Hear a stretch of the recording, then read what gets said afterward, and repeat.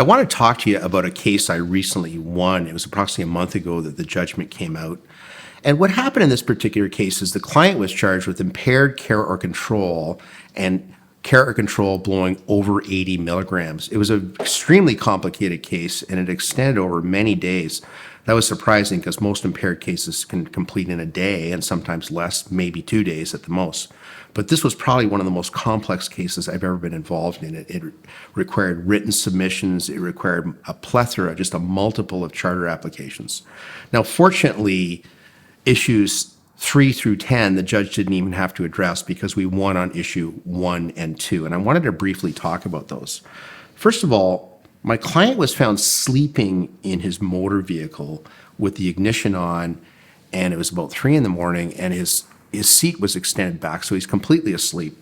The police came upon him, and the arresting officer claims that he had certain symptoms. He claims slurring of speech, unsteadiness, all sorts of symptoms, which would, if believed, if true, would lead to impaired driving. Now, the problem with the Crown's case is, first of all, I was able to cross-examine that police officer to show weaknesses and inconsistency in her statement, and I was also able to contrast her version of events with the officer who attended with her. He wasn't seeing those symptoms. So the judge ultimately found she was not a credible and reliable witness. They should have used an ALCO test, which is a roadside screening device, instead of arresting him.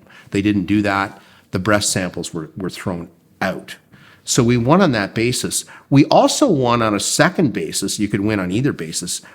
He had asked for a particular lawyer at the scene and brought back to the police station. They phoned that lawyer a couple of times, and he was asking a lot of questions on the videotape.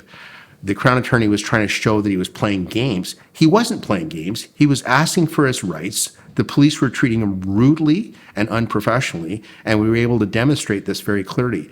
The judge came down on the police officer, said, look, you did not implement his rights to counsel correctly.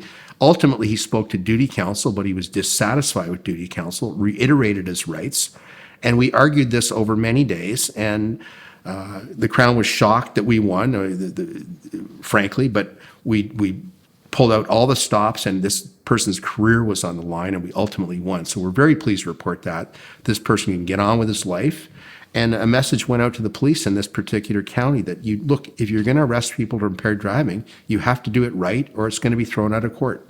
And those are the rights we enjoy in a democratic society. And if you're charged with impaired driving, we're going to, and you hire us, we are going to pull out all the stops to win your case.